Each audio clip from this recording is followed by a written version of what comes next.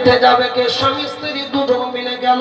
বিবি রে, ও বিবি আসিয়া তুমি শোনো, চলো আমার বেটাকে দেখে আসবো। আল্লাহ বলে হ্যালো মুসা।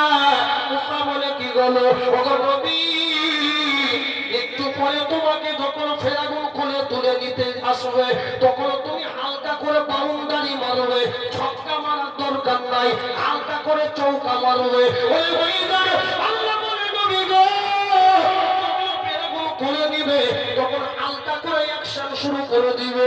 তুমি আসিয়া বলে যে নবী মুসাকে যখন খুলে তুলে নিল, মিসকি মিসকি গাছে কিছুই বলে না বাবা।